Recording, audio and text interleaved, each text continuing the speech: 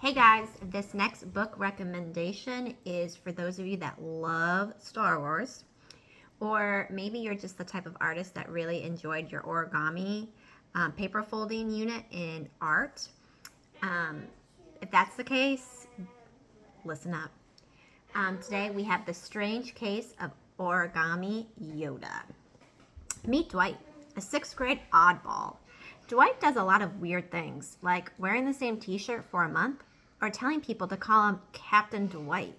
This is embarrassing, particularly for Tommy, who sits with him at lunch every day. But Dwight does one cool thing: he makes origami. One day he makes an origami finger puppet of Yoda, and that's when things get mysterious. Origami Yoda can predict the future and suggest the best way to deal with a tricky situation. His advice actually works, and soon most of the sixth grade is lining up with questions. Tommy wants to know how your Origami Yoda can be so smart when Dwight himself is so clueless. Is Yoda tapping into the Force? It's crucial that Tommy figure out the mystery before he takes Yoda's advice about something very important that has to do with a girl. This is Tommy's case file of his investigation into the strange case of Origami Yoda.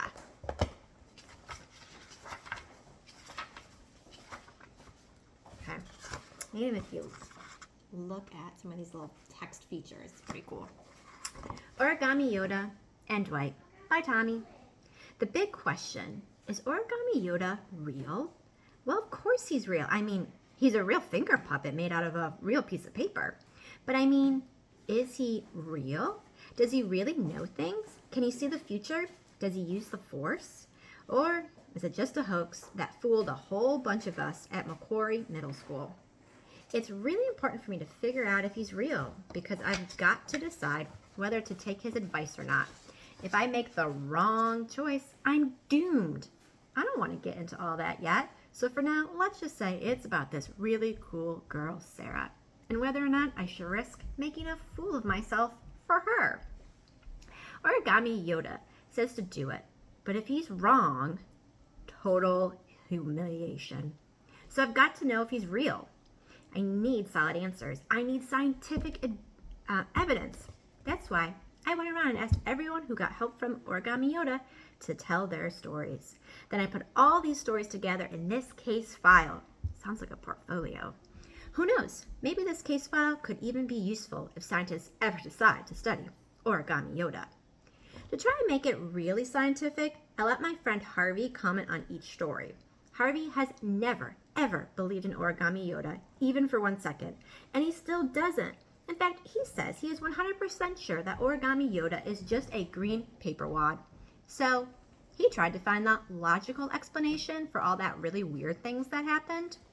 And then I commented on each story too, because after all, I'm the one who's trying to figure this whole thing out. My other friend, Kellen, wanted to help too, so I let him borrow the case file. Instead of adding anything useful, he just doodled all over it. I was mad at first, but actually some of the doodles almost looked like people from school, so I didn't bother trying to erase them. And anyway, I don't have time for that. I've got to study this thing and make a decision. Is Origami Yoda real or isn't he? Oh yeah, one other thing I almost forgot about. Dwight. Dwight is the guy who carries Origami Yoda around on his finger. The strangest thing about Origami Yoda is that he is so wise, even though Dwight is a total loser. I'm not saying that as an insult, it's just a fact. Dwight never seems to do anything right. Always in trouble, always getting harassed by other kids, always picking his nose. Always finding a way to ruin it for everyone, as the teacher says. If he would just listen to Origami Yoda's wisdom, like the rest of us, he would have it made. But no, he ends up barfing in class because he ate 13 servings of canned peaches at lunch. Ew. Or stealing a girl's shoe. Or wearing shorts with his socks pulled up around his knees. He even manages to turn his good points into loser points. See, he is the total origami master of our school. First, he made cranes and frogs and all that. Then he started inventing other stuff. Origami Yoda is not just a perfect paper version of Yoda. he's also Dwight's own design. Dwight's not the first person in the world to make an origami Yoda, of course. There are a bunch of them on the internet. But Dwight didn't download instructions. He actually created his own origami Yoda. But it's one thing to make a paper Yoda, and it's another to ask people to talk to it. That's what makes him a loser. You can't go around school with a paper Yoda on your finger talking to people. I bet even Origami Yoda would tell him that if he would just listen. Anyway, here's the first story, which happens to be about a girl, not the girl, and shows how good it can be to listen to what Origami Yoda has to say. So, if this book is interested or sounds interesting to you, make sure to put your name in the comment.